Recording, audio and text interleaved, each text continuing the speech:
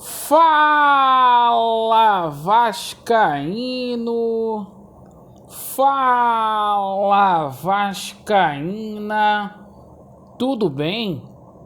Uma boa noite, um casaca no seu coração, que Deus possa abençoar as nossas vidas. Meus amigos, todos os ingressos vendidos para a partida contra a equipe do Atlético Mineiro, um dia onde o nosso treinador Ramon Dias fez o esboço da equipe titular com algumas surpresas e estreias, a apresentação do Payet, e o Paulo Brax falou com exclusividade ao jornalista Flávio Dias e bateu o martelo com relação ao processo de contratações nessa janela. E a gente vai dar a nossa respectiva opinião. Será se vem mais jogador? Sim ou não? Eu peço a você que não é inscrito para se inscrever no nosso canal, deixe o seu like ou o seu dislike e ativem o sininho. Meus amigos, seguinte, todos os ingressos vendidos, a torcida do Vasco estará presente em massa no Maracanã, apesar do time do Atlético ser um timaço. Na minha opinião, o Vasco é o favorito.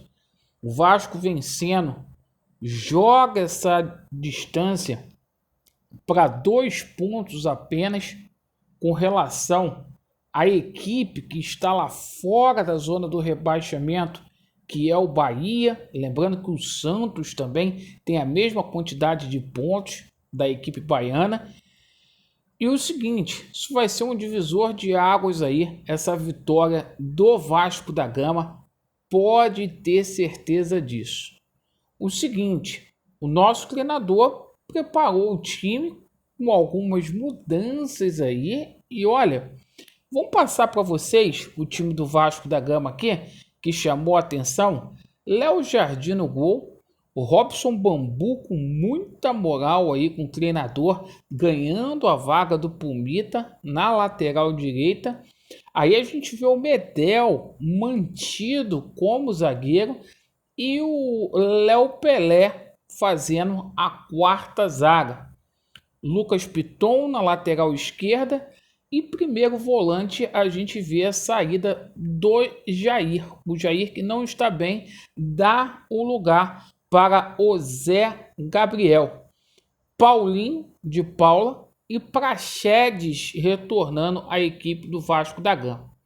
Figueiredo, porém, o Rossi pode começar jogando. O treinador hoje viu o Rossi treinou um tempo como titular. Gabriel Peck e Vegete. Essa é a equipe do Vasco da Gama.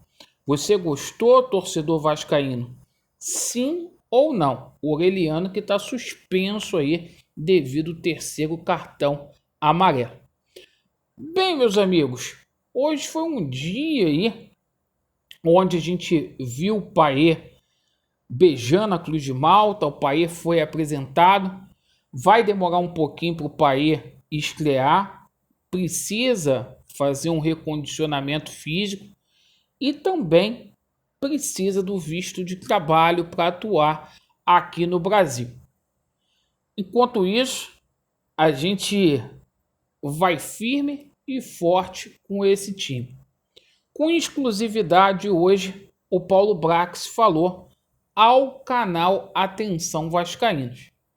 E o Flávio Dias perguntou para ele com relação ao processo aí de contratação, como que foi essa situação do Payet, mas o mais importante foi que ele bateu o martelo com relação à situação da possibilidade de chegada de novos reforços.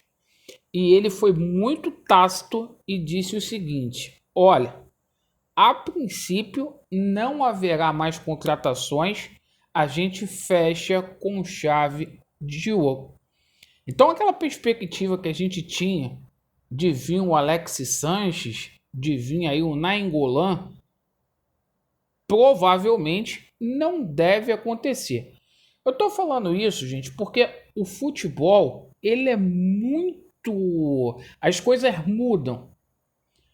De repente, a vitória não vem aí contra o Atlético Mineiro, Deus me livre e guarde, mas volta aquela cobrança. E a gente sabe que o elenco do Vasco da Gama tem limitações. Eu acho um erro o Vasco da Gama abdicar de uma semana de janela que ainda está por se encerrar, ainda faltam 7 dias. Acho que o Vasco poderia olhar com carinho para o mercado da bola, tá? Para que a gente pudesse ver aí um lateral direito, para que a gente pudesse ver aí um volante, para que a gente pudesse ver um jogador de lado de campo para o ataque.